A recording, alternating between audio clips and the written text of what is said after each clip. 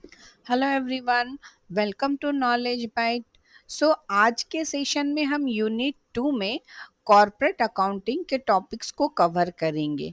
इसमें issue, forfeiture, reissue, amalgamation, absorptions and reconstructions को cover करेंगे। तो ज़्यादा समय ना लेते हुए आज का सेशन स्टार्ट करते हैं। तो पहला टॉपिक है इशू ऑफ शेयर। कंपनी पैसे उठाने के लिए शेयर्स बेचती है। इसके 3 तरीके हैं। पहला एट पार, अगर फेस वैल्यू 10 है तो इस इशू प्राइस 10 ही होगा। एट प्रीमियम, फेस वैल्यू 10 है तो इशू प्राइस 15 होगा। ये जो 5 रुपए है वो सिक्योरिटी प्रीमियम में जाएगा।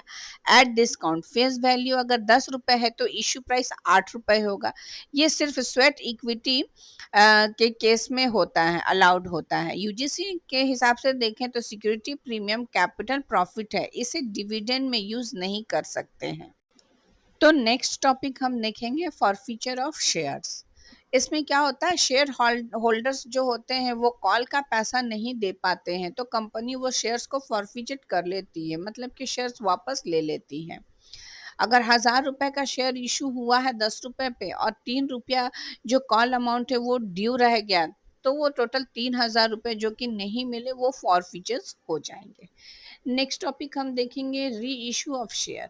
वही फॉरफीचर शेयर किसी और को बेचना।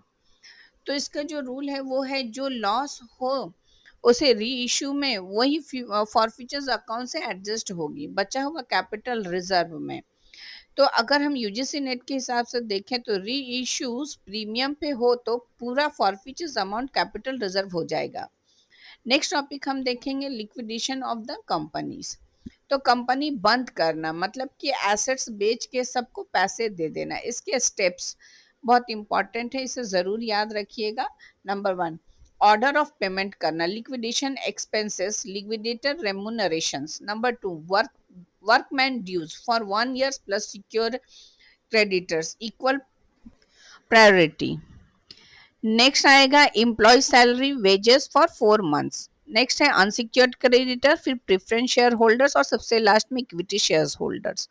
कंट्रीब्यूटरीज इक्विटी वाले सबसे लास्ट में पैसा पाते हैं, अगर डिफिशियंसी है तो उन्हें एक्स्ट्रा पैसा नहीं मिल सकता है। नेक्स्ट हम देखेंगे amalgamation, merger, acquisition and reconstructions. तो अमलगमेशन मतलब दो या ज्यादा कंपनी मिलकर एक कंपनी बनाती है। इसके दो मेथड है। पूलिंग ऑफ इंटरेस्ट मेथड, ये शादी के जैसा होता है। यहाँ पर कंडीशन 90% शेयर होल्डर्स अग्री करते हैं सेम बिजनेस के लिए। एसेट्स लायबिलिटीज बुक वैल्यू पर होते हैं, ऑल रिजर्व कैरी फॉरवर्ड होते हैं और यहाँ पर गुडविल नहीं बनता है। नेक्स्ट स्टेप है परचेज मेथड का, ये खरीदने जैसा होता है। एसेट्स लायबिलिटी फेयर वैल्यू पे होते हैं, सिर्फ स्ट्रेचरी रिजर्व कैरी फॉरवर्ड होता है और गुडविल या कैपिटल रिजर्व बनता है। नेक्स्ट टॉपिक हम देखेंगे एक्विजिशन। एक्विजिशन का मतलब है कि एक कंपनी दूसरी कंपनी के मेजोरिटी शेयर्स खरीद लेती है, दोनों अलग अलग रहती हैं। इसका रिजल्ट होता है कंसोलिडेट बैलेंस शीट बनाना। और रिकंस्ट्रक्शन, ये इंटरनल होता है, कंपनी वही बैलेंस शीट ठीक करना चाहती है। इसके टूल्स है कैपिटल के 10 से 5 करना, लॉस को कैपिटल रिडक्शन अकाउंट में।